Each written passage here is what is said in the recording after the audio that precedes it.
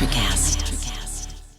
Why wait to see if you'll get something you like this Valentine's Day when you can go to BlueNile.com and find something you'll love? Whether you're looking to treat yourself to a little winter sparkle or show a galentine how much you appreciate them, Blue Nile offers a wide selection of high-quality designs, expert guidance, and free 30-day returns for the ultimate peace of mind. You can even design your own jewelry. Right now, save up to 50% at BlueNile.com. That's BlueNile.com.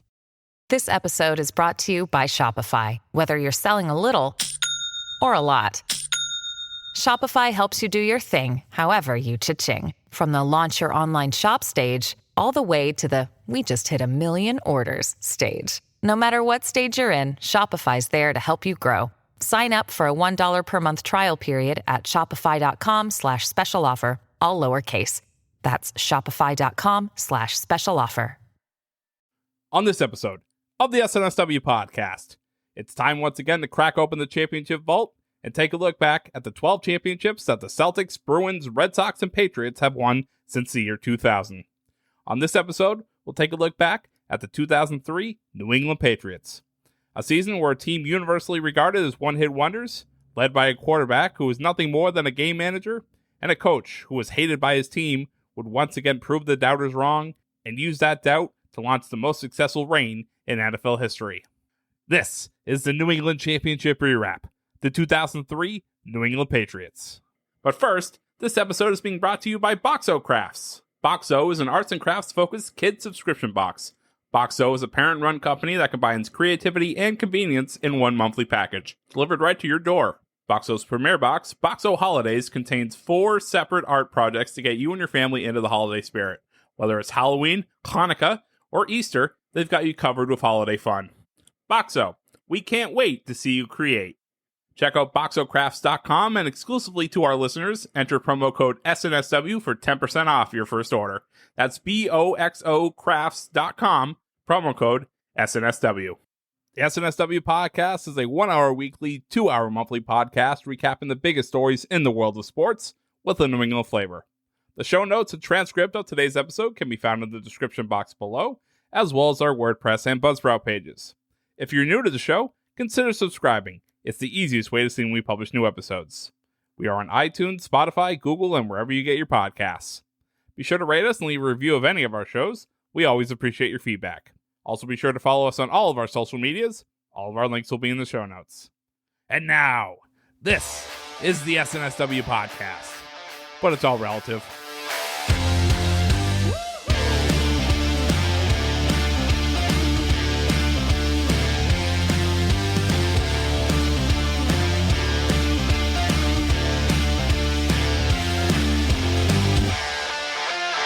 Welcome, everyone, to the second edition of the New England Championship ReWrap. I'm here with Rayshawn Buchanan, Joe Malkin, Mike Marcangelo, and, of course, greatest producer in the game, Craig D'Alessandro. I'm the real BK Bob Kelly. And it's that time again, ladies and gents. Once again, the Patriots are world champions.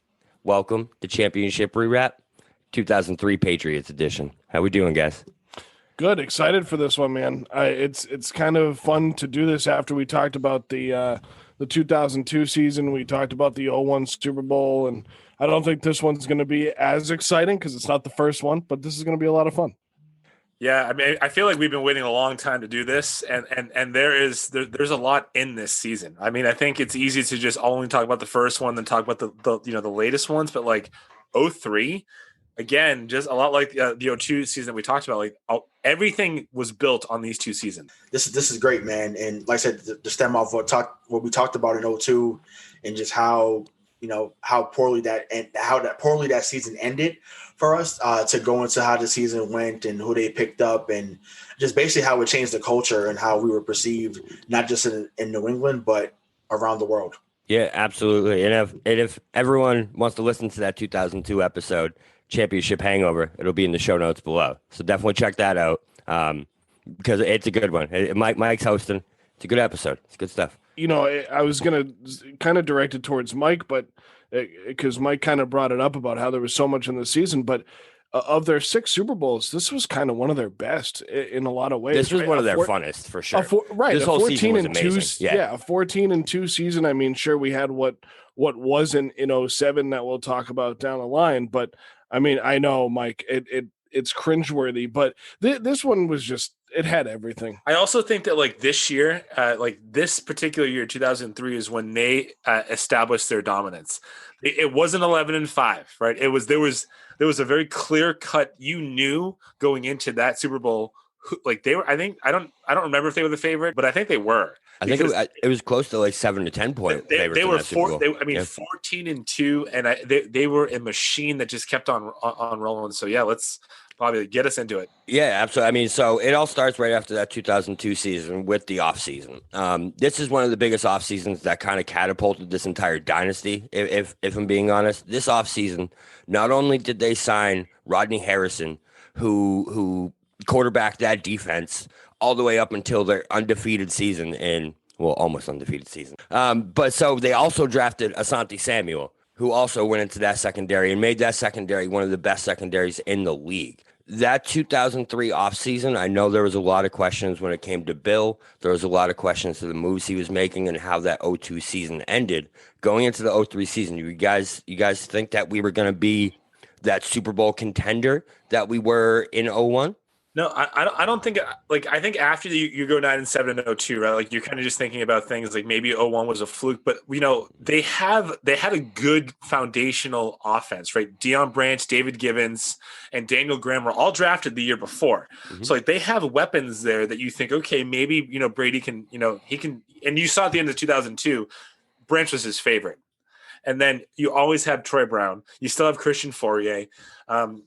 But I think for me, like when you saw Rodney Harrison, because we all remember when Rodney hit Jerry Rice, and it was like, man, like maybe that was a dirty hit, but who wouldn't want him on your defense? And when they signed him, I was like, this is going to be a game changer for me. And that's one of the guys you want, right? They bring Rodney Harrison in from San Diego. And I brought up honestly, there are so many Easter eggs in this season for the New England Patriots. Looking back on, I'm like, this is amazing. I mean, but let's seriously talk about this draft for a second, because at the end of the season, they really had a lot of the same guys on that defense, and it ended up being a really good defense. They had 4 All-Pro players, 3 Pro Bowlers, but in that draft prior to the 03 season, Ty Warren, Eugene Wilson, Bethel Johnson, Dan Clarke, who ended up being kind of a role player, Asante Samuel, Dan Copen, who was probably one of the best offensive linemen that's ever played in New England. Here's a fun one for you guys. 6th round, 201st overall, 2 picks behind where Tom Brady was taken in 2000. They picked Cliff Kingsbury, the current head coach of the Arizona Cardinals. I love this pick all the way around. And then they picked Tully Banta-Cain as one of the other notable guys. All those guys that I just mentioned, minus Cliff Kingsbury, made the final roster going into the season. And it really, like, this roster was fun. We looked at 02, and it was exciting to see. Not a whole heck of a lot had changed from 01, except for the loss of Drew Bledsoe, the loss of Terry Glenn. But this was one of Bill Belichick's best drafts, and it was one of his, because of the value he got for it, knowing who he is overall. And it was great to see going into the season that there was an actual attempt to turn around a 9-7 season after a hangover from a Super Bowl win. I mean, you guys sound super like happy. I definitely wasn't. Like when I look, I wasn't. That's such a surprise to me, right? Rayshawn was down about a Boston sports team. There's no way that happened. Always brings us back to earth. I'm not going to. I'll tell you why I wasn't happy. In 2 years, we lose Drew Bledsoe, and then in his offseason, literally a week before the damn season, we lose Lawyer Malloy. So, and I get it, they're Parcells guys, so I guess he wanted to get rid. I understand that, but Lawyer Malloy, as we saw on America's Game, was beloved by his teammates. Yeah, I'm kind of putting the cart before the horse, but it leads into them getting just thrashed by Buffalo in week 1. But like, we'll get into that. But it's just like, I couldn't. That's great that they drafted all those guys. Like I said, Asante Samuel became awesome. Ty Warren had a decent career here. Charlie Benson Kane was a decent role player. Clarke, as you said, Copen, all those guys. But I wasn't thinking about those guys coming in. I was thinking, wow, we lose Malloy, we lose Bledsoe. Like, in the words of one of our favorite wrestlers, Bill Goldberg, I was wondering who's next. Yeah, so just to touch on what Ray went on there about mostly about Lawyer Malloy, it's interesting because we know who Bill is now, and I know we want to try and stay in this time capsule of the year that we're talking about, but Lawyer Malloy was really that first guy that Bill released thinking that he was pretty much done. And you can look at Terry Glenn and Drew Bledsoe and say similar things, but I think the Terry Glenn, Drew Bledsoe moves, those were more because he knew, and they ended up being later in their career Bill Parcells guys again. They were Bill Parcells dudes. That was who drafted him. And I think that there was some of that animosity between the two Bills. If you haven't watched that 30 for 30 yet, the two Bills, is that a 30 for 30? Yeah, it is. But Lawyer Malloy really was that first guy that he released before, like, as he thought he was done.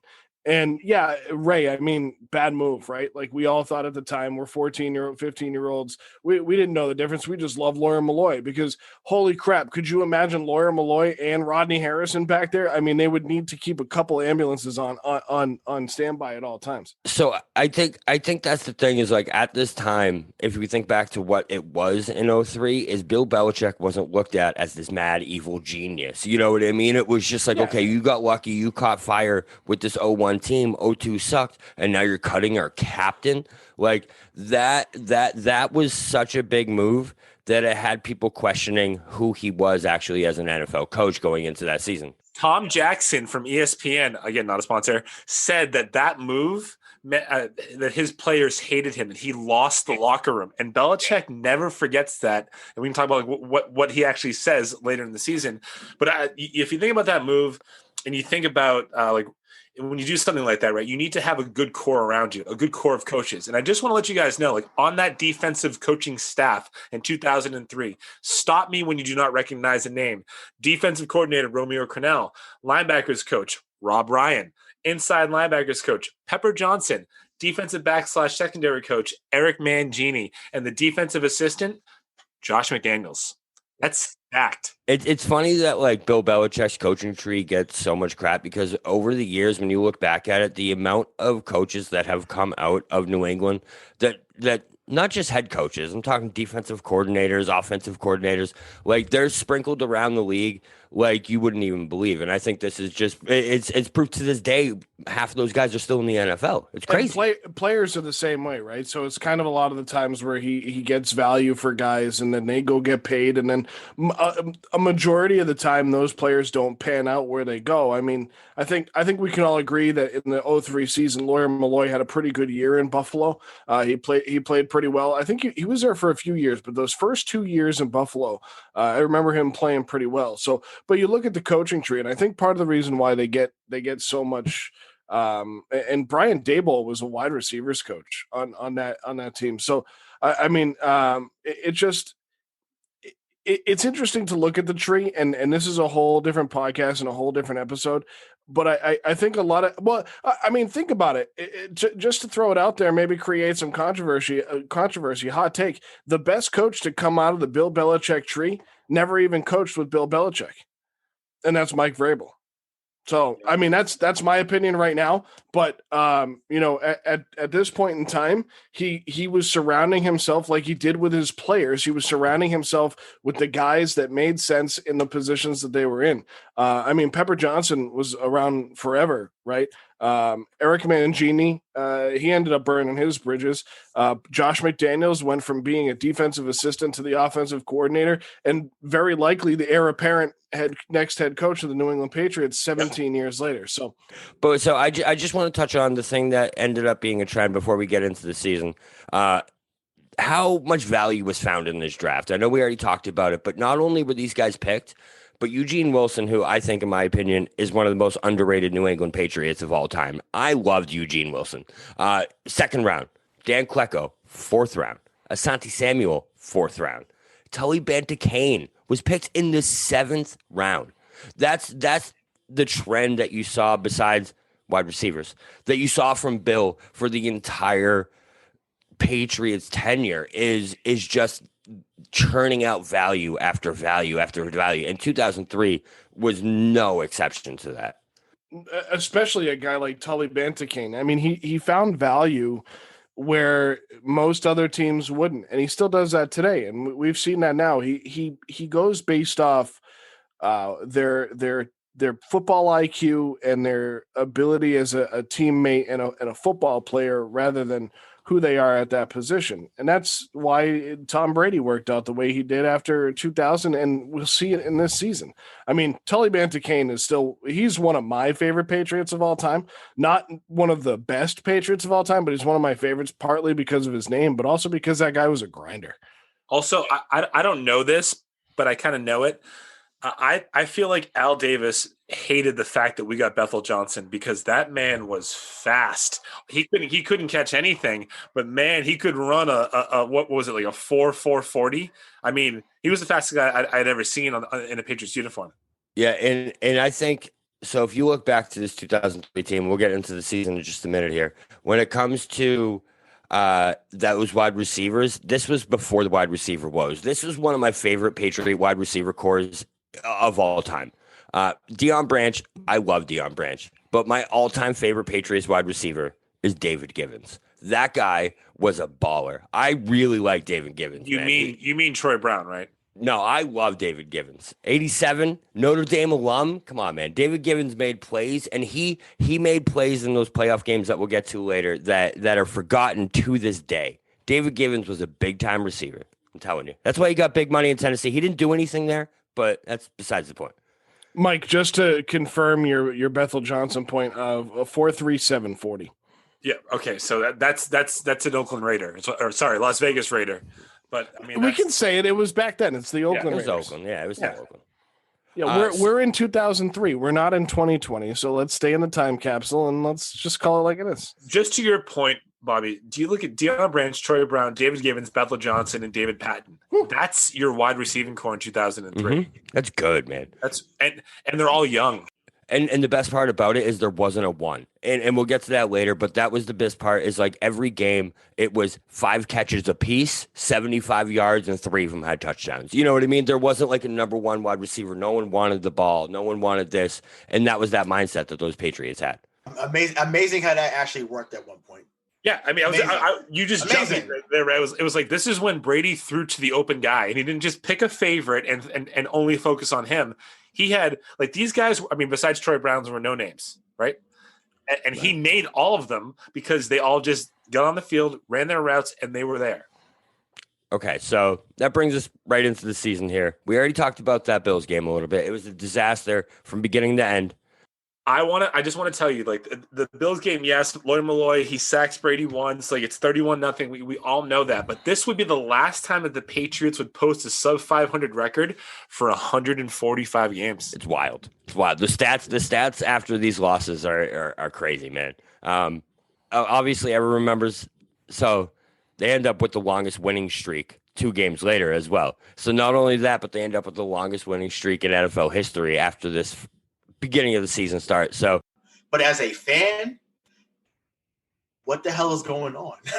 What are you doing? What are you doing? How are we down 31? And this is why, and I said this on the championship hangover. This is why I was worried about Buffalo. And I said this to you, Joe. I said this to you, Mike. I was like, yo, like, I thought that Buffalo was going to end up running the division at some point because, you know, they ended up getting Bledsoe. And then the next year they got Malloy. So, like, my anxiety was, like, on 1,000.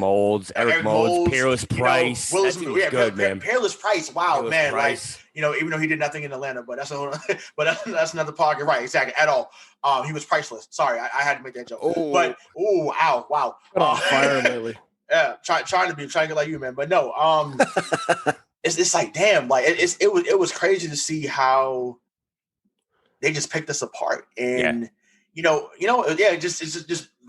just like piece by piece. And I was like, dog, like they can't be 31 points, but this is not Jim Kelly. This is not Thurman Thomas. This is not Don Beebe. This is not Bruce Smith. Like, what is going on, bro? So that's what I was going to say, was that they were less than 10 years removed. The Buffalo Bills were from a run where they went to 4 straight Super Bowls, 2 of which they lost to Bobby's Dallas Cowboys.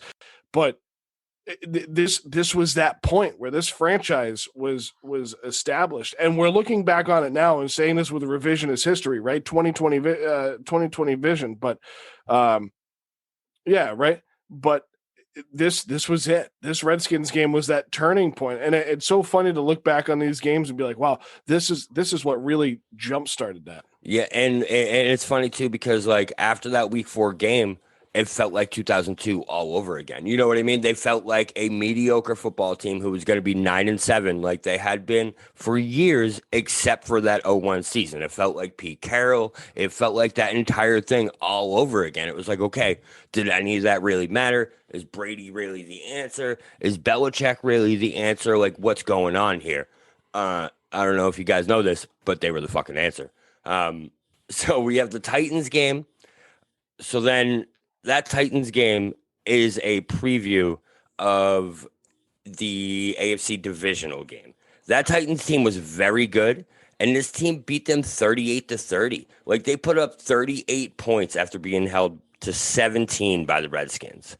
Something happened in between that week, and from what I heard watching that America's game, is the practice that entire week was the most physical practice they had the entire time. I think Rodney Harrison said it, Vrabel said it, and McGinnis said it, that those were the toughest and most physical practices in their entire time in New England was that week. I mean, I think that they identified that week that like Steve McNair can't beat them, right? Eddie George can. So, because if you remember that game, like Steve McNair passed for I think like 360 yards. Yeah. Eddie George didn't rush for 40, and they gave him the ball 15 times. So I think that practice was it. But like, if you look at that Titans team, and I know like McNair, Eddie George, Derek Mason, that's a really good offense. And obviously, it's not just Steve McNair; it's co-MVP Steve McNair by the end of the season. No, they shut him down, dude. Yeah, they really did, and I think that this game kind of was. If you look at the scoring summary here, right, 38-30, and Brady threw 1 touchdown. You know what I mean? It's not like they got all these points just lighting it up on the offensive scoreboard, and that really became the theme of the entire season. You look at the way this team won games, and it wasn't something where they were just an offensive powerhouse. They were just a defensive powerhouse. They won certain games scoring 30 points. They won one game scoring 9 points and 2 games scoring 12. One against the Quincy Carter-led Cowboys, which is a nightmare, and the other against the Miami Dolphins in the snow. So it was like they didn't have a certain way they had to win games, which is why I think this team was so damn good. They were sound. Right. Yeah. They figured it out. And Bobby, I think you'll like this comparison because it's really jumping back out at me. But they won a lot of their games and really modeled their team around the early 90s Cowboys in a lot of ways at this time. It really was that way. They didn't need a lot of yards. They just had to grind and push. I mean, in this game against the Titans, I know we want to move on from this game, but this is really kind of the best example of how this offense worked back then. I mean, Ty Law had an interception for a touchdown. Brady throws for 219 and a touchdown. And then they get 3 rushing touchdowns, 1 from Antoine Smith and 2 from Mike Cloud. So, yes. I mean, one week wonder Mike Cloud. Week wonder Mike Cloud, exactly. Yeah. I mean, Antoine Smith. He was a BC great, right? Yeah. Yes. Antoine Smith, 16 for 80 and a touchdown. So really, this was it. This was how this team was going to win their games. And you're right, Bobby. There were some games they put up 30 and other games they didn't need to because that defense knew how to play against every offense. And as Mike said, it started with Tennessee. You think about how actually – sorry, Ray. My bad. If you think about how actually good that secondary was, Asante Samuel, Ty Law, Rodney Harrison, Eugene Wilson. I loved Eugene Wilson. Don't hate on you. Eugene Wilson was a very good safety. Sure, but he's not Rodney Harrison, Tyler, or Asante Samuel. But he didn't need to be. Right. But exactly. And Asante Samuel wasn't Asante Samuel after he left the New England Patriots either. So what he saw you know what happened with Lawyer is Bill saw, I know this for a fact because I talked to Bill.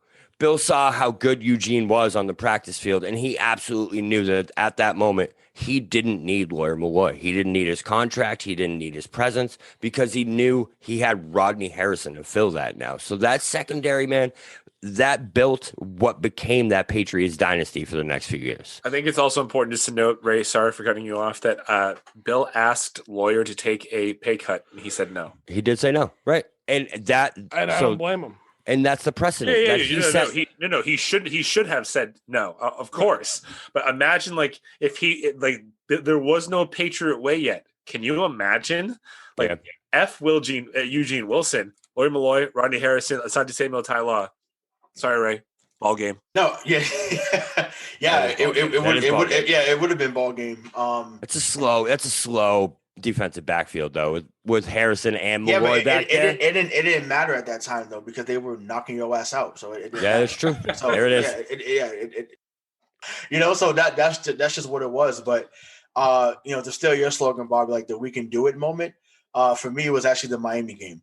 So that's the game that's really, even more so than the playoffs, was really etched in my mind because Brady threw an absolute dime to Troy Brown to win that game. And, by that time, Miami was already a house of horrors. Like, they got smacked 30-10, I think, the year they won the Super Bowl. Like, they had lost to Miami already. So it was like, man, okay, they're going down to Miami. Like, can they actually win? And then it's a low scoring game. So like, man, I think that's the team that had like Jay Fiedler and, Ricky Williams, who was a monster at the time. Yeah, he was really good though. Jason Taylor. Jason Taylor, Chris Chambers. Sam Madison. Yeah, Zach Thomas. There? Yeah, Madison and Surtain, all those guys were there, so they were.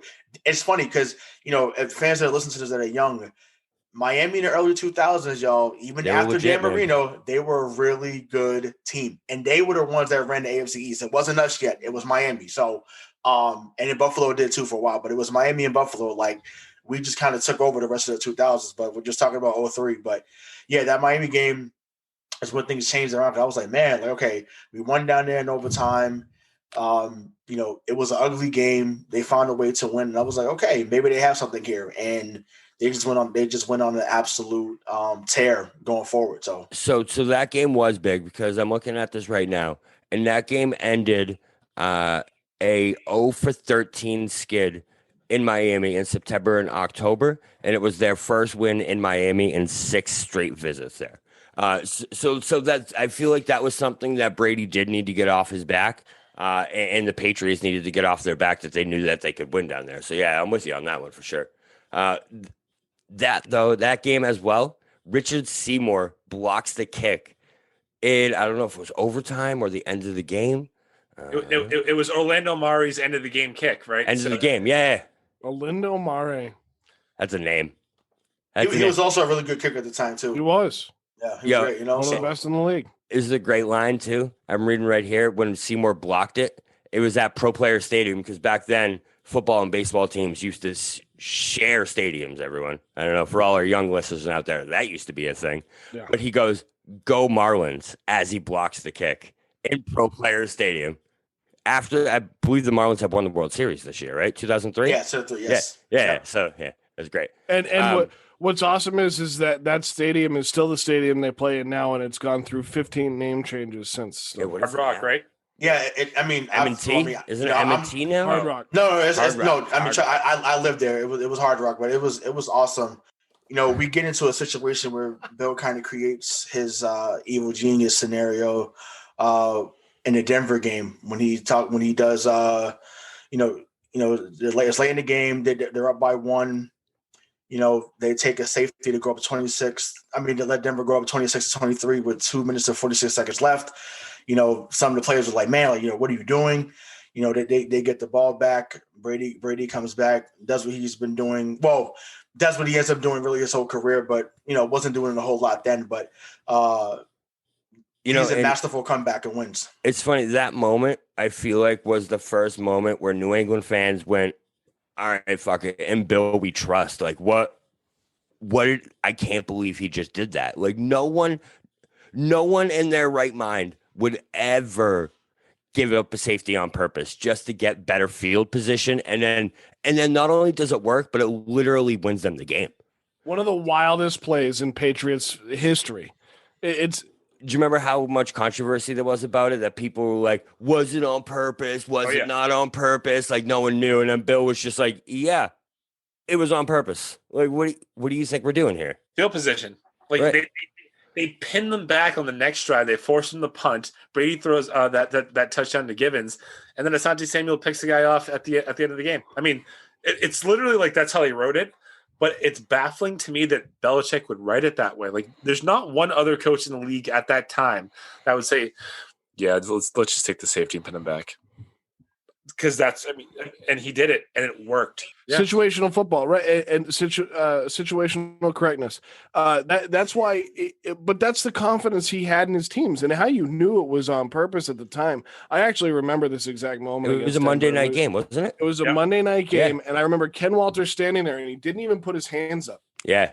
He just stood there like a statue and let the ball go over his head. And I remember, who was the long snapper? Was it Lonnie Givens at the time, or Lonnie Paxton? Lonnie Paxton. Yeah, that's exactly who it was. Yeah. And Lonnie Paxton, this was the greatest snap of all time. He snapped it right off the upright.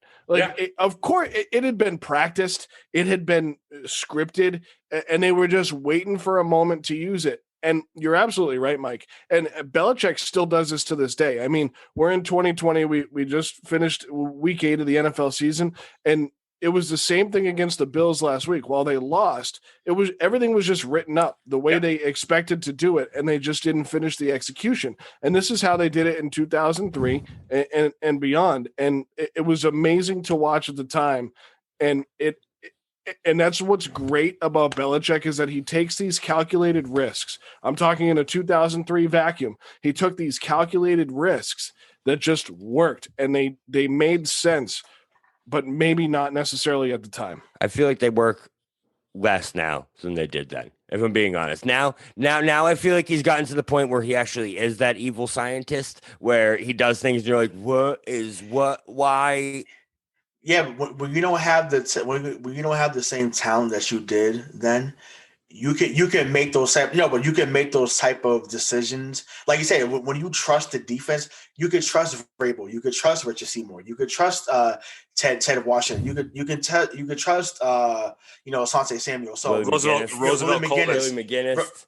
Roman Pfeiffer. Roosevelt Coleman, right? Exactly. Yeah, Roman Pfeiffer. So there were so many guys on that team that one had been there. And they really were just dogs on defense. Like, some of the dogs that he had recently are on other teams, or they chose to opt out. So it's a little different right now. So, sure. All right, my bad for bringing it up right now. It's cool. It's cool. We're both in the same boat. Your team sucks, my team sucks. It's okay. But it's just like, but like I said, at that time, it was just so easy, or not so easy, but it was easier, I feel like, to make those decisions, knowing that, okay, I got these dogs behind me, and you're not going to get past the 50 on this defense if we drop the right plays to close out this game. And they did it on many occasions, not just that year, but going forward.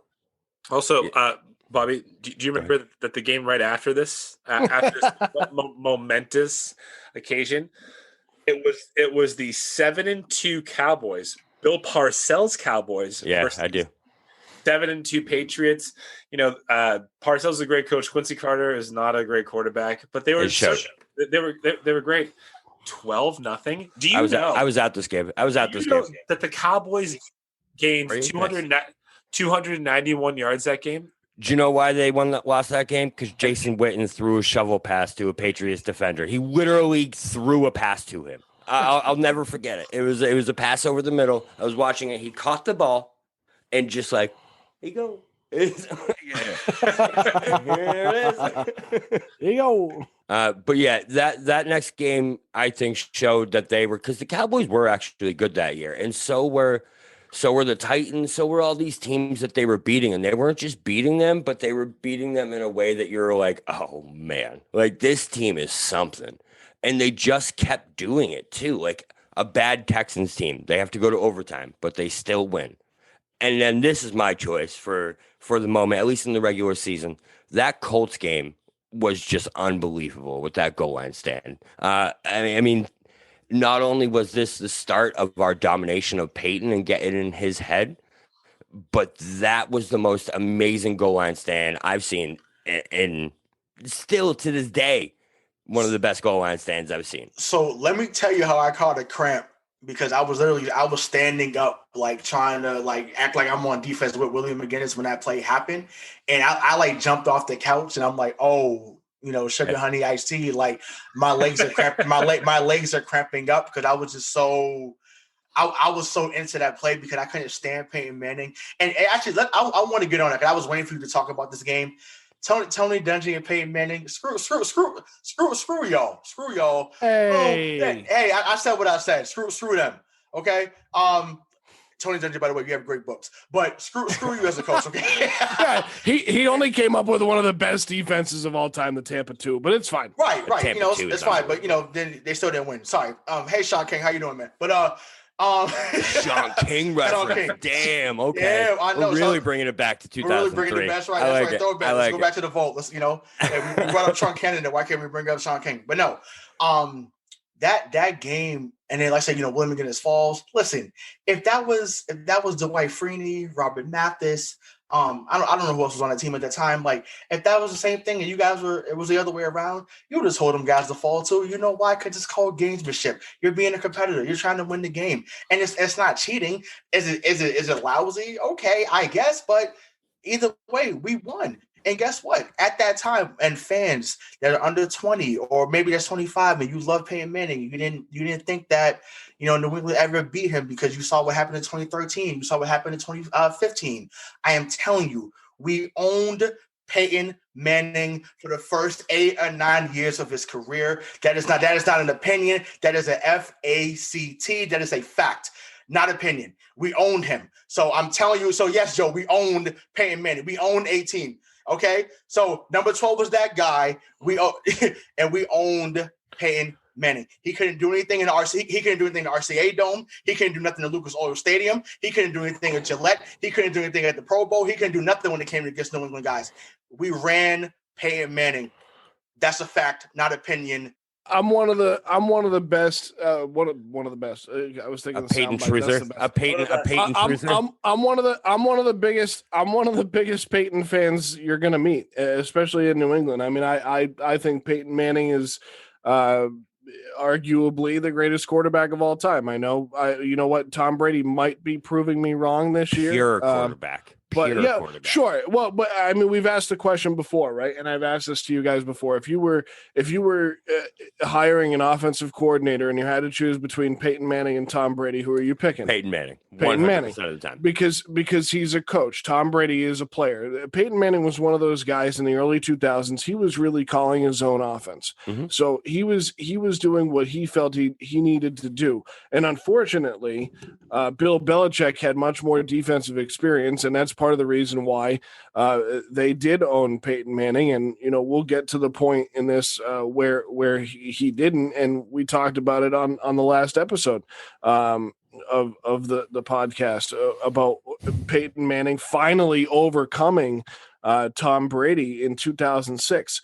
But in this game, this final drive by the Colts, it looked like the Colts were just going to drive down the field. It did. And score. I mean, you had and here are some names for you. I mean, Peyton Manning to Edgerrin James, Peyton Manning to Reggie Wayne for 13 yards, Dominic Rhodes left tackle for 9 yards, Edgerrin James up the middle for 3, Peyton Manning to Marvin Harrison for 9 yards. They're inside the 10-yard line. They get they get down to the 2. It's first and goal on the 2, and it's like, this is it. I knew they were getting in. I remember. And then what do? They hand the ball off to Edgerrin James. Maybe this is why Seattle didn't give the ball to Marshawn Lynch, but they give the ball to Edgerrin James twice, and then Peyton Manning throws an incomplete pass to Aaron Moorhead after calling their third timeout, and then they give it to Edgerrin James again, and then this is the one where Rayshawn was up on his feet, down in a 2-point stance like Willie McGinnis, because Willie McGinnis came through there like a bat out of hell and shut down Edgerrin James. And Bobby, you're absolutely right. This was the point of the season where it was like, man, they're going to do this. Oh, right. Exactly. And this was the moment that you knew that defense was different too. You know what I mean? To be able to make that goal line stop literally 2-yard line, 4 chances to get in the end zone, and they could not do it. So a story coming in, this was on the Americas game. Apparently, Willie McGinnis coming into this week was just an absolute savage in practice every single day leading into this game. He was at the facility 6 a.m. every single day. Rodney Harrison walks up to him on Sunday. It's like, bro, you're about to have a game. And damn, was he right, because that release off that line was maybe one of the fastest I've ever, maybe not ever. I always do that. One of the fastest I've seen. Ever. So, but this has already been brought up, but we have to bring it up again because it plays into the rest of the regular season and it plays into the playoffs, especially when they take on Tennessee again and have to narrowly get by them. But one of the other things that not only along with talent, like Rayshawn said, they had the talent back then on both sides of the ball, but especially on defense. Now they just try and piece it together a lot more with that IQ. But they had a motivator. Like Bill for some reason could get through to those guys back in the early 2000s. I mean, I feel like football has changed so much since 2004, 2005 until now, which really isn't a big span. But the guys you had playing for the Patriots in the early 2000s, I mean, you had Brian Cox, who was an absolute maniac in the locker room before the game. And the neck pad that he had. Oh, yeah. Best neck pad in the league. And you had guys like Willie McGinnis, who Mike Vrabel, you had these Richard Seymour, you had these guys that we say their names now, and we just know that Bill Belichick had a knack for firing these guys up. And those are the guys that are never going to say anything bad about Bill Belichick. You may not get that from the guys that have played for him in the last 10 years or so, but things change, and that's fine. I mean, we got what we got out of the franchise in the last 20 years, and in this year of 2003, you really just had Belichick getting into their ear and saying, hey, we got to get this done because this is our goal. And he made those guys believe it. And this was just one of the biggest examples of Willie McGinnis against the Colts, where it really was the catalyst of Bill's got these guys, and there's no stopping this train. I think that this is the last game that in probably the next couple of years that the Patriots could play underdogs. Right, because Peyton Manning in that offense and the Colt, that they were the team, the offense of the AFC, and Belichick doesn't have many opportunities left in his arsenal to ramp his team up and say, like, listen, they're counting you out. Nobody thinks you can beat them. If they get within like the 20, the 10, or the 5, they're going to score on you. And McGinnis said, that's just not going to happen today. And this game just catapulted them to the next stratosphere. Yeah, and to go back to this line, I completely agree with that this was the point, and it made, like I said, made that defense just they were so special, man. They just did things that no defense that we had seen in New England had done before, and what made them so special and why they were so perfect for Bill, I believe, is that they were just football minds. You look back at who was on this defense: Roman Pfeiffer, all-time veteran. Willie McGinnis. We have Mike Vrabel, Richard Seymour, like Ted Washington. These guys were just ball players, and they had that football mind, and they were the epitome of that Patriot way. But so after this game, it launches them, and they finish 14-2.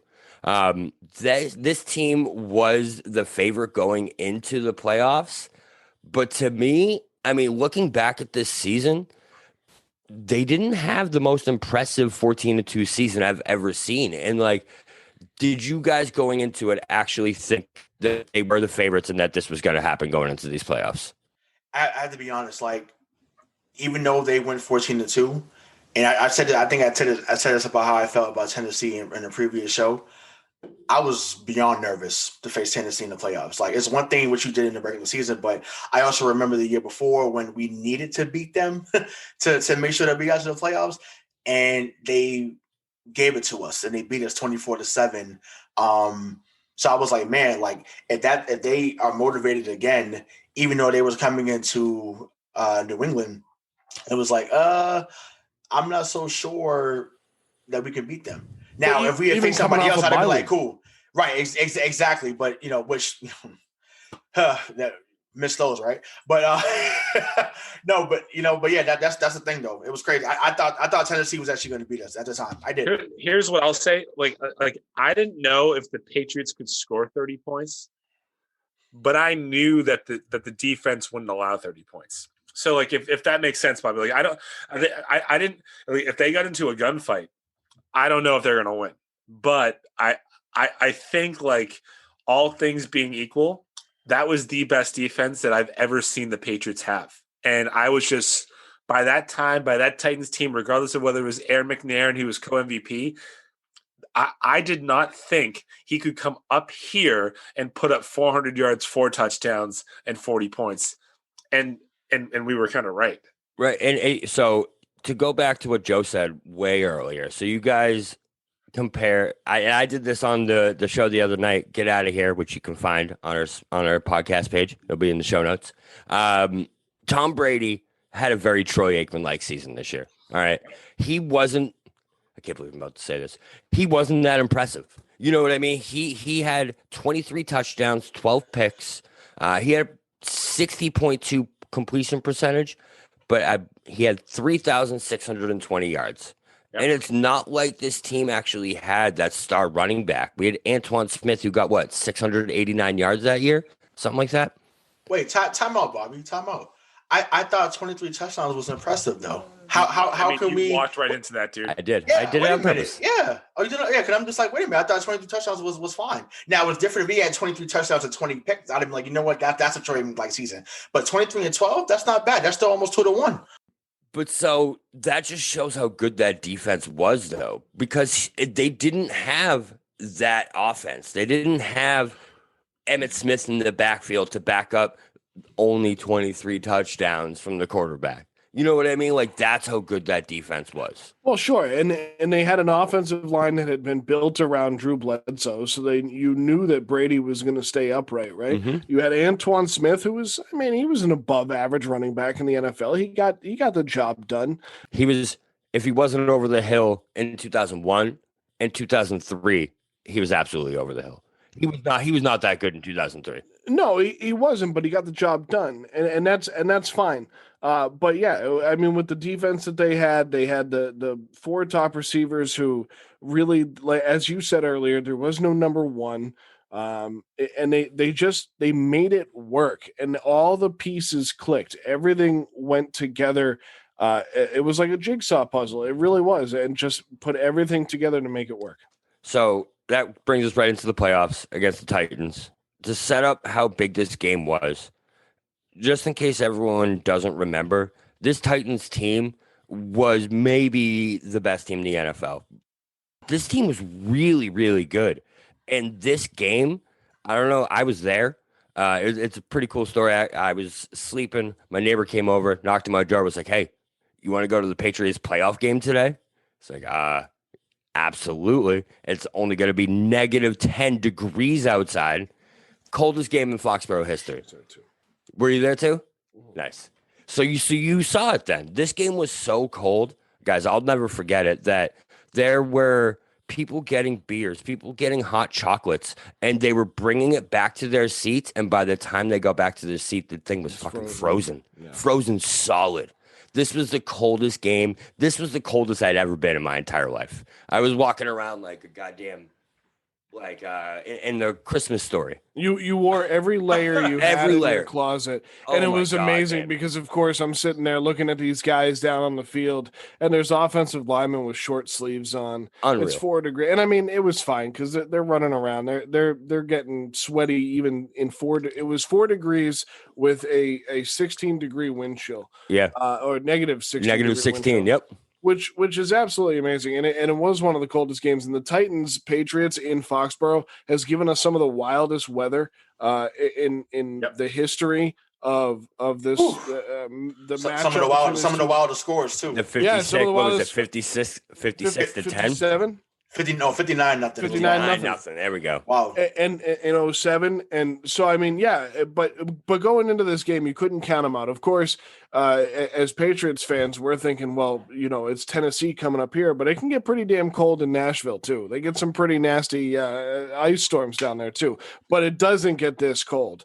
But I always found that kind of funny in a rivalry where they're like, well, Miami doesn't have to play in this weather all the time. And it's like, yeah, but these guys have played elsewhere than just Miami. So, but I mean, this was cold. I mean, and 68,000 people in the stadium. And it not only was it cold, this was a night game in the playoffs. Yeah.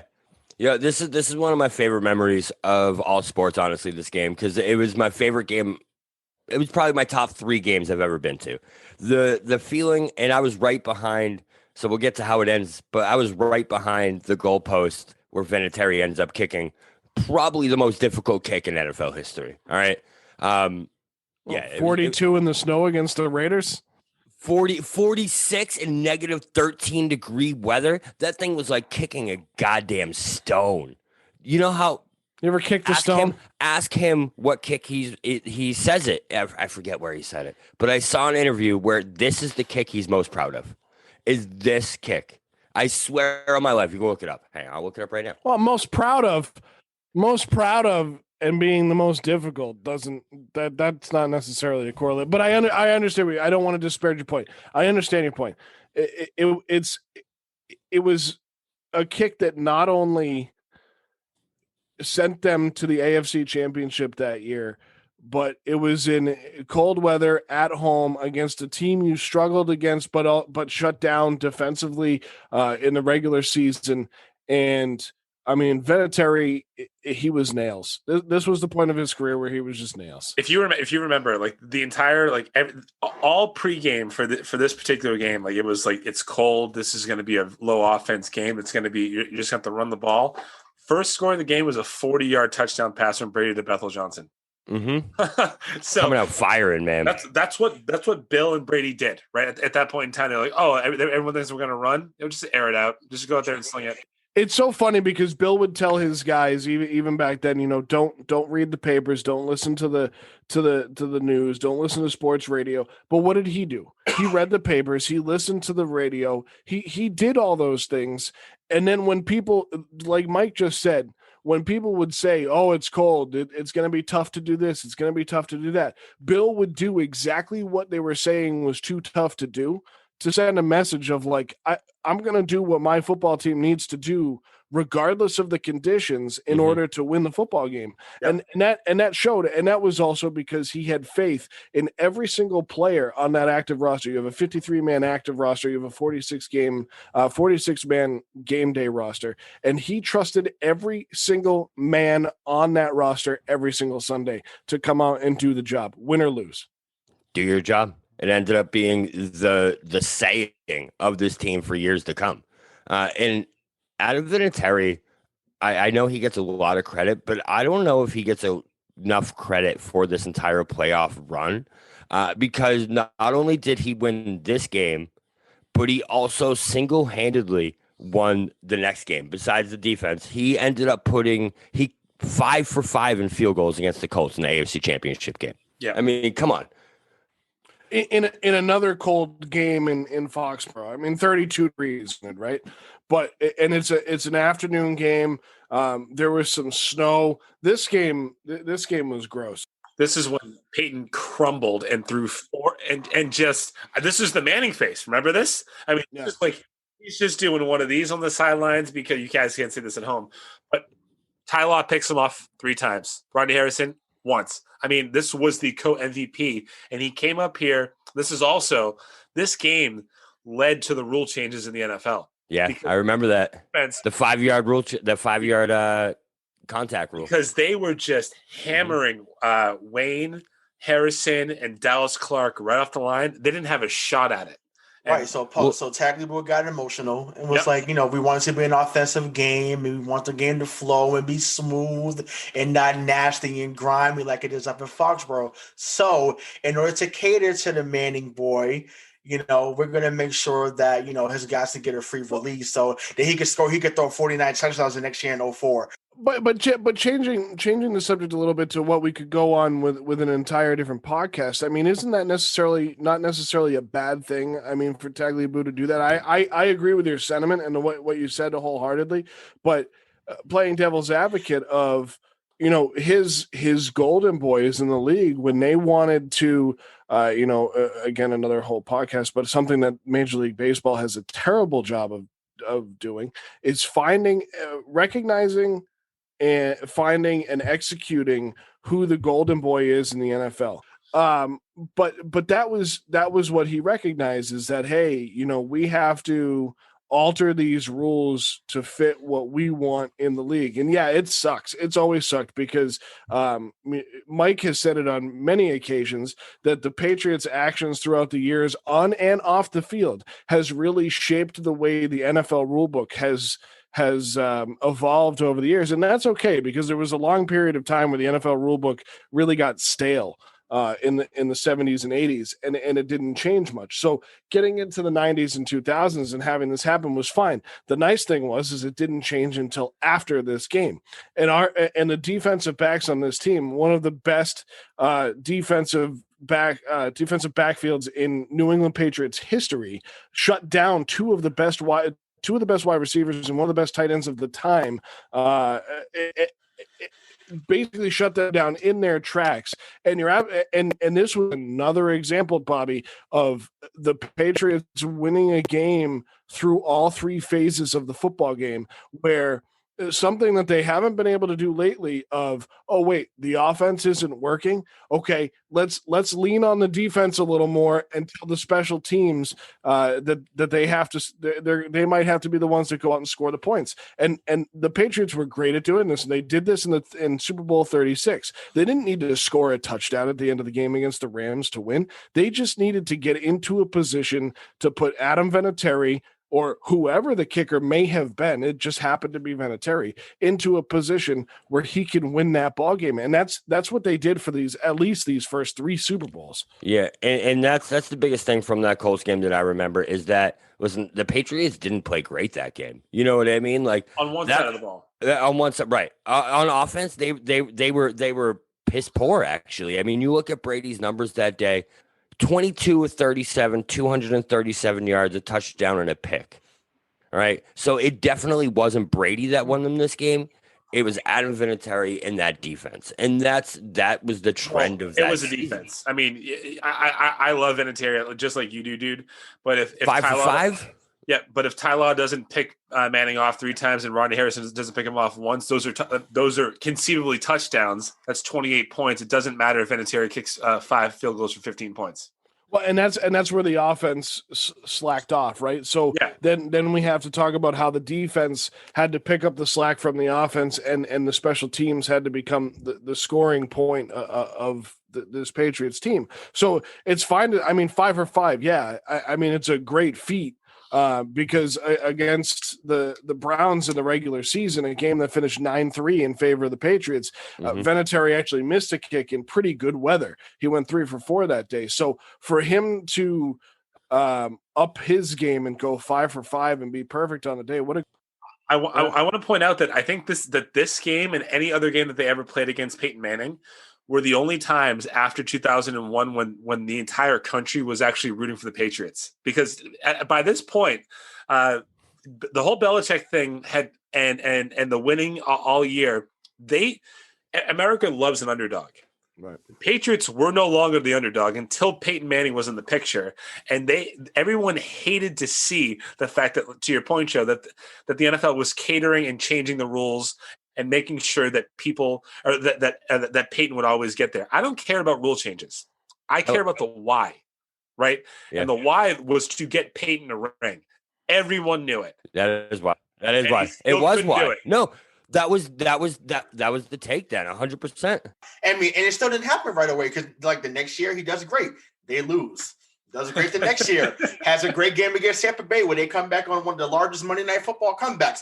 They lose. So, it didn't happen right away. But no, it is. But what's great is Bobby mentioned what Tom Brady's numbers were in this game against the Colts. You realize that 3 years later, Peyton Manning won a Super Bowl MVP with almost identical numbers to that. Yeah. So, I mean, what it comes down to what the game at hand is for that game, whether it's regular season, playoff, Super Bowl, whatever it is. And no, Brady didn't have a good day. The defense played incredible. Bill Belichick figured out how to stop Peyton Manning, and then he asked his kicker on 5 occasions to figure it out and put some points on the board to win this game, and that's exactly what they did. Bobby, I have to ask you a question. You're the host, right? But as the host, you don't get to get asked questions a lot. After this game, did you know that they were going to win the Super Bowl? Yes, because Peyton was their obstacle. You know what I mean? Getting through that AFC, Peyton was the guy you had to beat, because I don't know if everyone remembers how good that Colts team was coming into that game. They had Reggie Wayne, Marvin Harrison. That is the best wide receiver core that Peyton ever had. You know what I mean? Like that, those two guys on the same offense, and the fact that we were able to shut them down, that was it. You know what I mean? You knew that was it.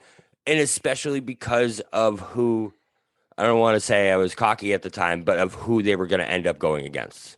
Well, and just real quick on the whole Peyton thing and the NFL wanting to get him a Super Bowl. I mean, he was the golden boy, right? Like he comes out of the draft in 1998. It comes out of Tennessee, the number 1 pick. They go 3-13 his first season, which is fine. It is what it is. And then from that point on, they drafted around him. They built a team. He was basically calling the shots on that offense. He was calling the pitches, right? So he goes out and creates one of the best regular season teams of the era. And they didn't, right, paper champions, right? And people loved Bobby, you just said it. People loved the Patriots because they went 14-2 in the face of adversity, coming off a 9-7 season.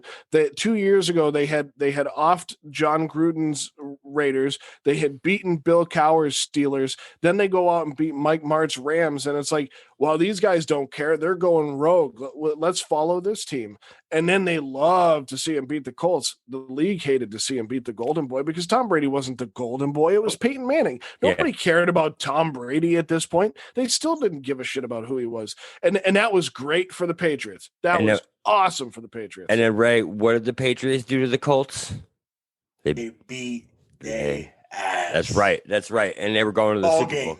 No, I have one last question about all this. Is this the last time that the America rooted for the Patriots? No. Is this the last time? Yes. No. Yes. No. It is, right? It's not. No way. Yeah. Well, no. It's the last time up until I would say like recent eras, but I think like between like 01, 03, 04, this was it, because I don't think in my estimate, well, until next year against the Colts, if you take Peyton Manning out of the equation, this was the last time, because the only time that the Patriots were underdogs in the early 2000s were against Peyton Manning.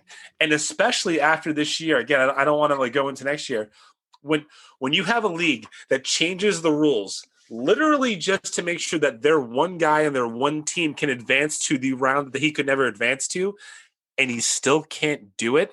America likes to root against that person, and they did. And the team playing against Peyton Manning, when it always mattered, was us, and he could never beat us. But this goes to Mike's point of they really only rooted for the Patriots against Peyton Manning. I think 04 was really the last point where they did, because I think after 04 the Patriots as an organization got a little cocky, and then they go into 07. They became the villains because now they had 3 Super Bowls in 4 years. Call what it is, dude. Like they became the Yankees. We became Yankee fans. And I'm okay with that. I've come to accept that over the last 20 years. But I think 04 was really the last time America rooted for the Patriots, because they went up against an Eagles team that just kept trying to get there, and they finally did, and then they lost, and everybody hated the Eagles. But It was Andy Reid. It was Andy Reid and Donovan McNabb. But again, we'll get to that when we get to it. But let's get back to this one. Rooted for the Patriots against the Colts because they wanted to see Peyton lose. It was kind of New England's Super Bowl before the Super Bowl, and then they go in against this Carolina Panthers team, which I'll let you get into it. And I don't think there was as much excitement around this, but there certainly was in Foxborough, that's for sure. Oh, absolutely. Now, I remember this Carolina team. I don't know if you guys remember, but the year before, they were atrocious. They were 1-15. It was the year before they were 1-15, right? Yeah. No, it was 2001. 2001, right, because we beat them to make them 1-15. Okay, yeah, I remember that now. But so they bring in no-name quarterback Jake Delhomme. This guy and their two dynamic running backs at the time. Throw some names here: Deshaun Foster and Steven Davis. Those two guys brought them to this Super Bowl. Steve Smith on the outside, who will play a big factor in this Super Bowl, was a dynamic playmaker, maybe one of the top 5 wide receivers in the league at the time, right? Yeah. Possibly. Oh, yeah. I mean, Musa Muhammad, Ricky Prohl. Ricky Prohl. And the ex-Patriot Jermaine Wiggins was on this team. Yeah. Oh, he was. That's right. Yeah. Oh, I love Wiggy. But so going into this game, I think we were all very confident that they were going to win, and I don't think we expected to see maybe I don't think we expected to see one of the best Super Bowls that the Patriots. Well, they played in some great Super Bowls, but to me, this was to this day, I still watch this game randomly on YouTube late at night. I'll toss this game on because it was just such a fun game, man. And you didn't know it was going to be based off the first quarter. Worst first quarter in Super Bowl history. Worst first quarter. And the Patriots come in favored by 7 in this game, and we all loved it because Ed Hockley was the referee in this game. Was this before he was jacked out? No, this was right during he was huge. Now he's always been Ed Hercules. Yeah, okay. Yeah. Now his son is an NFL official, and he's just as good, but he's not as jacked. So we don't give Steve as much credit as we did Ed. But this first quarter 0-0. It was really awful. It was just absolutely awful. And I remember watching the beginning of this game. They were playing in Houston because the Texans had just started their franchise 2 years before that. They wanted to get a Super Bowl down in Houston. They had to play it with Final Four was that year, that too, I think. Yeah, they had to play it with the roof closed because the weather outside wasn't great. And it was a weird feel around this game.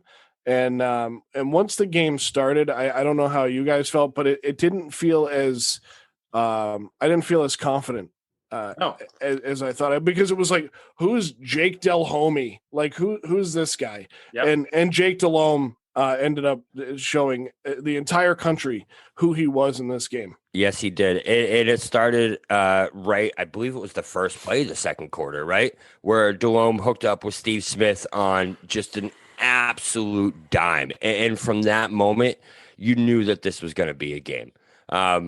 My favorite moment going into the Super Bowl, though, is the fact, not favorite moment, best nickname of the Super Bowl, Rod Smart.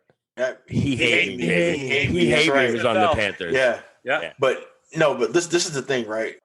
I thought this was going to be a blowout. Yeah. I didn't think this was going to be close. I was like, because once again, even though, Peyton Manning, I couldn't stand him, like, we knew that was the standard, and not just in the AFC, but the NFL. So I was like, it don't matter who we face in the Super Bowl. It's over.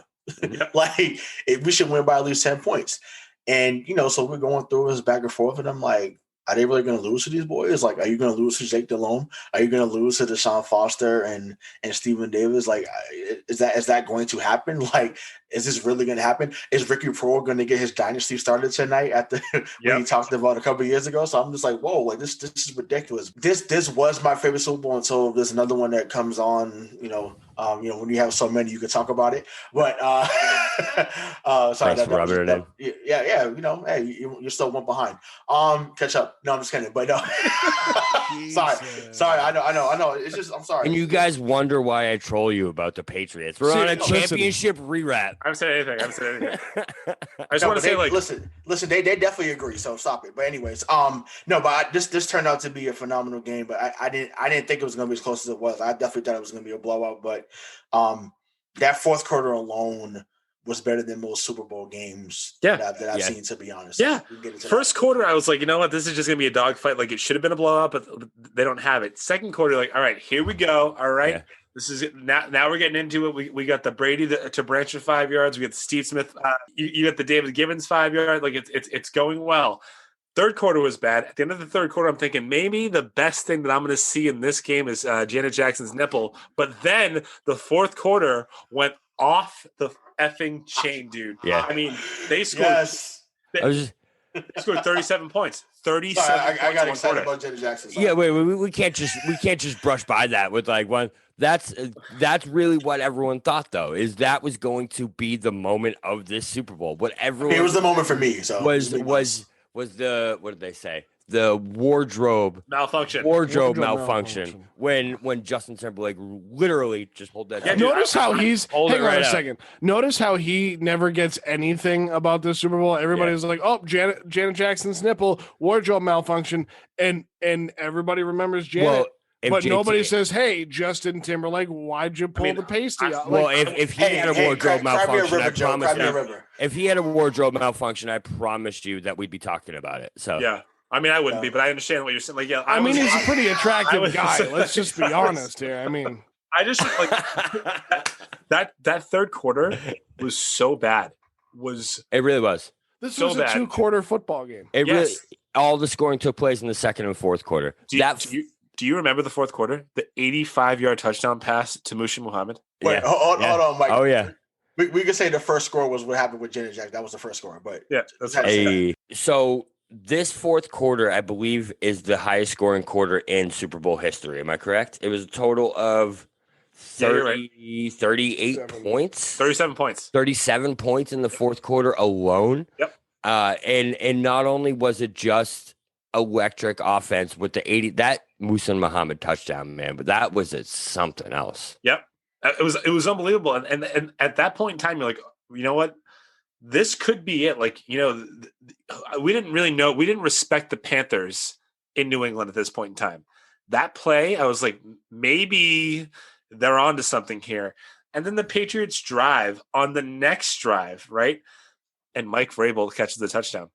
And you're like, oh, well, here we go. Yeah, here we go again. And it wasn't a clean catch. Like it was, he bobbled it and then caught it. It was an athletic catch. And then Ray's favorite boy, Ricky Prohl, later in the fourth quarter, another one. But then I think what gets overlooked is what happened after this touchdown. What is it? John Casey on the next kickoff kicks out of bounds. The Patriots start at the 40-yard line. Yeah. You give Tom Brady a minute and 8 seconds left from at the 40-yard line. You could not keep the ball in bounds. And we all know what happens next. And that was, so just to go off of that, and that was like 2001 all over again, right? We as Patriots fans, as kids, we had seen Tom Brady and J.R. Redmond and Jermaine Wiggins and Troy Brown just run down the field all over the Rams. And we all remember the spike as Tom Brady put all of his faith on the foot of number 4 Adam Vinatieri, and literally they're about to do it again. And when John Casey, who was really an above average NFL kicker, you're in the Super Bowl and you can't just put the ball. And I understand what they were doing, because a lot of times, especially back then, it wasn't about putting the ball out of the back of the end zone, because now they have 5 yards more. Kickers' legs are stronger, but it was a lot about directional kicking and putting the ball into the corner, and he just screwed the pooch. And that set up what's about to happen next. And what happened next? So I think that John Casey thing had a lot to do with what's about to happen next, because Casey knew who was waiting on that sidelines. You know what I mean? It's not like this is the first time that Tom Brady had a chance with under 2 minutes left to win a goddamn Super Bowl. So I think that was in his head going up to that tee, and he knew what was about to happen. And you know who else knew that as well? Number 87, Musa Muhammad. Because they're on the sideline, they're talking, and it's a very different language that was talking about in St. Louis. They was like, "Oh, this is a dynasty. We're going to become two-time champions in 3 years." Musa Muhammad calmly knew. He knew he was no longer in Michigan State. He knew he was no longer playing with Steve Berline or Tim Bianca Batuka. He wasn't playing with those guys anymore. He came, number 12 was on the other sideline. Superman was in the building, and he's like, "You know what? We about to go home."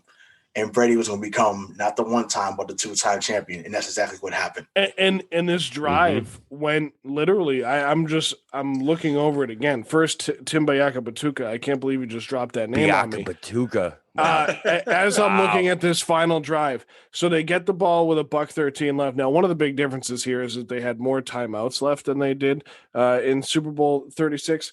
But Bobby, I don't want to steal your thunder here, but this drive, go right ahead. This drive literally almost went the exact same way it did in Super Bowl 30. Yeah. It might have been, hey, here's your play script, Tommy. This is what we're doing. So, I mean, it's a 29-28 lead for Carolina. The Panthers outscored the Patriots in the fourth quarter. I mean, they really had for being a game. It was 29-29. Yeah, it was 29-29. I'm sorry, 29-29. So, but they had outscored the Patriots even after the kick that wins this game. They had outscored the Patriots 19-18 in the fourth quarter. For a game that really was only 30 minutes and a nipple at halftime, it was I couldn't get through it. But Brady gets the first down to the Carolina 47. And then this is where the game turns into that final drive in New Orleans 2 years prior. A 20-yard pass to Troy Brown, a 13-yard pass to Troy Brown. We saw that, right? Now, he doesn't have Jermaine Wiggins because he's on the other sideline hoping to get a Super Bowl with Carolina, so he goes to Daniel Graham for 4 yards. They call a timeout. Deion Branch, 17 yards. They call their final timeout. I'm going to interrupt you here. I think you might forget it if you haven't watched it recently. I implore everyone listening to this to go back and watch it. The first 13-yard pass to Troy Brown was great. The next play, he's called for offensive pass interference. Yeah, and they push him back. And they push him back. And what does Brady do? He throws another 13-yard pass to Troy Brown. Right back to him. It sets up another 4-yard pass. I think it was to Daniel Graham on which converted a third down. I mean, this was guts. And earlier in the show, I said, if they get into a shooting match, I don't know if they can win. This game proved it for me. This was what was great about Tom Brady at this point in his career, is that it was all guts. He just went, like Mike just said, it was guts. He just went for it, basically did what he was told, adjusted to what he needed to, and it worked. It worked for him. It worked for Belichick. It worked for the offense. And he always had this very positive tunnel vision. You always talk about tunnel vision being so negative, but Brady saw the light at the end of the tunnel. He saw what the goal was, and he put his team in the best opportunity to get there, knowing that he didn't have to be the guy. Just put your team in the best position to make the plays. And that's exactly what he did. And those two passes to Troy Brown going right back to him. Thank goodness he didn't blackball him like he blackballed Ronald Jones last week, but he didn't blackball a guy for a PI. He just went right back to him. They got the job done. Third timeout, 9 seconds left. Here we go. Right. And I don't know. Correct me if I'm crazy. Vinatieri missed 3 kicks in this game before this kick, if I'm not mistaken. Yeah, it wasn't a good day. It wasn't a good day for Adam Vinatieri coming up to this next kick. He was pretty much the reason the game was still tied. 2 kicks, okay. Yeah. So he had made one of them was like a 42-yarder, wasn't it? One of them was a short kick. He had also missed in Houston earlier that year, which everyone was thinking, like, man, like this is just not his stadium. This is not his venue. I'll never forget. I'll never forget my buddy's dad literally yelling at the TV saying, cut him in the offseason, cut him in the offseason. He's done. What is going on with Vinatieri? And I believe he was all right. I don't know what you guys think, but. Well, no, right. But it's like even with him missing, because I do remember him missing, but when it got to that final kick, I'm like, listen, he's done this before. He's going to make this field goal. Like, yeah, whatever happened in the first or third, like at that moment, he was becoming a Robert Horry of the NFL. Yep. Whenever the moment mattered, he was going to rise to the occasion. So, so I wasn't worried about that. I'm like, just get him in position. He's going to make it. And, sorry, Ricky Pro, but your dynasty dreams went down the drain. That's where we were as fans, right? Like if he had made those other two kicks, now he missed one in the first quarter. The one in the third that he missed was actually blocked, so we can't really put that all on him. But I remember thinking like, well, we wouldn't even have to do this if he had made the first kick. But here we are, and that's revisionist history. And it's what the Patriots did. And it's what most teams should do. Get over your mistakes. It happens. Let's try and fix them. I also think, like, if you guys remember, again, 2003, right? To this point, there had been there had been three before this kick. 3 Super Bowls decided on the last second field goal. Mm-hmm. The first 2 were missed. Jim O'Brien missed his last second kick in Super Bowl 5. Scott Norwood, we all know what happened in Super Bowl 25. Vinatieri was the only kicker to this point to make a last second field goal kick. And now he's done it twice. And they did it again. Yeah. Yeah, so that's the second reference we made to Scott Norwood. So just like Joe said to me, we may lose some fans of Buffalo, but who cares, right? Don't it's just Buffalo. They're just jumping through the Buffalo. I don't know if Buffalo is a fan base we want to mess with, guys. You guys seen the tailgates? Get the tables right. And just he's a table. Just saying. Hey, I mean, they're allowing people into their stadium right now, so that's one thing they got going for them. Then Vinatieri makes that field goal, right? And we're champions one more time. And again, we're champions. And at this point, and it's not the same emotional feeling that first championship had, like nowhere close. I don't think we're going to see any tears tonight. But wow. And again.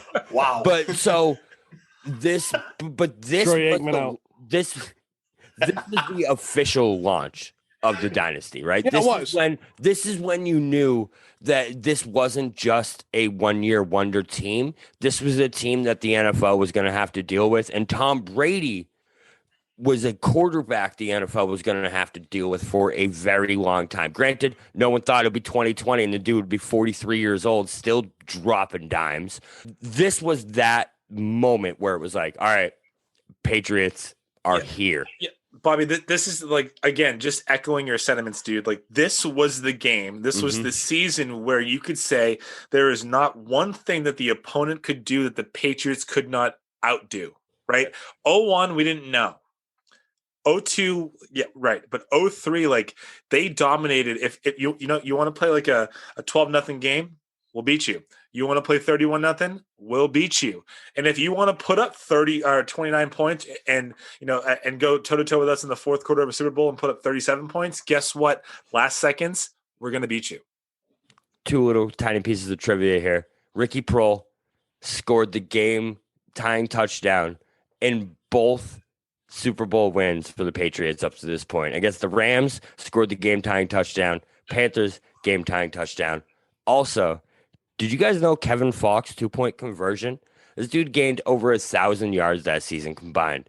It was his first points scored of the entire season on that 2-point conversion. That was just, which is wild awesome. Because he really was kind of the this was where he also became what he would go on to be for so many years. Those just elbow that pads. Yeah, just that extra piece that got the job done, and he ended up having to be the guy that needed to score a little bit more. But that's a good piece of trivia. I didn't know that. I mean, this was just so much fun because you win it again, and now Ray's over here celebrating. It's like we're in 0-3 again. But it was kind of like, all right. Like our parents had told us, like, especially my dad was like, don't get used to this because it doesn't happen all the time. And now we're starting to get a little used to it because it's happened twice in 3 years. And we'll get to what happens. I get the second drop for 0-4. We'll get to what happens in 0-4, but it's just, this was really what kicked off the I don't want to call it dominance yet at this point, but they don't lose another game until like November the next year. Yeah, it's 21 game winning streak that ended against, I believe it was the Steelers the next year in like week 9. Halloween. So That's like right. this team was real and they were here to stay. And that's really where it leads right into 2004. Now, here's a question. Next episode, is it a championship rewrap / hangover? No, it's just a rewrap. Yeah. There's no hangover. They just kept drinking. Yeah, they just kept going. We'll call it the Power Hour or there you go. The hair of the dog. That's the next podcast. I'm not going to say 2004 that. Patriots. The hair of the dog. Yeah. No, you don't like that? No. But yeah, so this was the one that launched it. 2003 Patriots, the second of 6 Super Bowls over the next 20 years. So we'll definitely be talking about this team again in the future.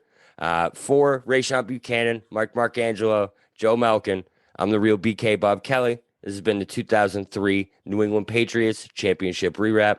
We'll see you guys in the next championship. Thanks for listening to this episode of the SNSW Podcast. The SNSW Podcast is a 1-hour weekly, 2-hour monthly podcast recapping the biggest stories in the world of sports with a New England flavor.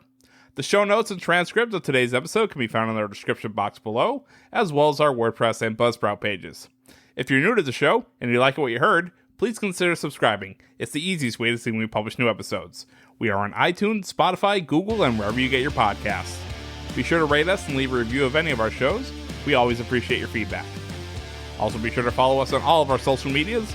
All of our links will be in the show notes. For the SNSW crew, I'm Craig D'Alessandro. We'll talk to you next time.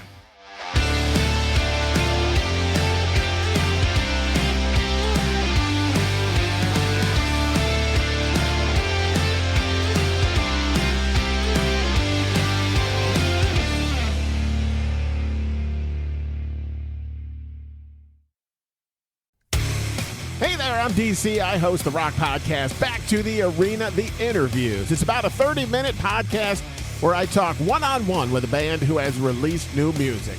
You can find us on all the best podcast sites like Spotify, Apple, Google, iHeartRadio, and more. If you're a rock fan like me, subscribe today to Back to the Arena, The Interviews. Electricast. Miles, are you ready to record our promo for Season 2 of the Wanna Bet podcast? David, have you ever seen a grown man naked? Miles, we're not here to quote lines from Airplane. We're here to tell people that Season 2 starts August 18th. But I like Airplane. I know you do, but Wanna Bet is a sports betting podcast. Each week we bet $1,000 on the NFL teams and games that we love. Well, that sounds like fun. It is fun. And last year you picked over 60% of your games correctly. How'd you do? We're not talking about that. We are telling people that they can find us every Friday. So no more movie quotes. Roger. Electricast. Electricast.